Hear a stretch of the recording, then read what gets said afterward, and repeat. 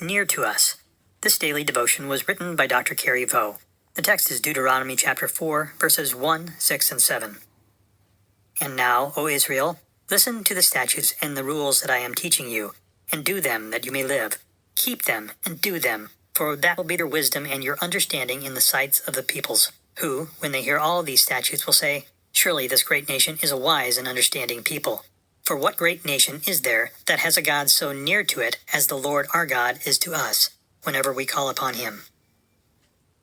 In the book of Deuteronomy is a long speech Moses is making to the people of Israel, not long before his death.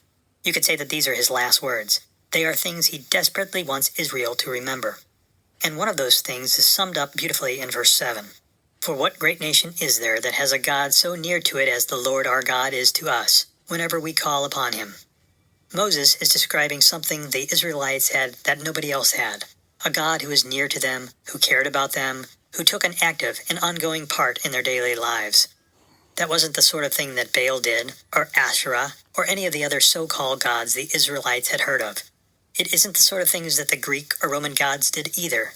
Generally speaking, those gods were rather like overpowered super toddlers who did whatever they wanted, and as a tiny, breakable human being, you had to hope their wishes didn't backfire on you. You could bribe them with sacrifices to try to get them to do something you wanted, but otherwise it was best to stay far out of their way. Against this, Moses reminds the Israelites of what the real God is like. Someone who is holy, wise, just, and rational. Someone who actually cares for human beings, instead of seeing them as objects to be exploited and thrown away. Someone who doesn't have to be bribed to help, because he already loves us and wants the best for us. Someone who is always near us, and who pays attention to our prayers and our lives.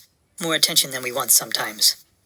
The people of Israel knew this God because he had already come near to them to save them. He rescued them from slavery in Egypt and split the Red Sea so they could walk to safety. He gave them his commandments on Mount Sinai and gave them food and water all the years they wandered in the desert. This God was near to them, and they knew his character, his personality. They knew that they could trust him. And what about us? If God was near to the believers of Moses' day, how much more can we say that now that God has come into the flesh, born as a human baby in Bethlehem?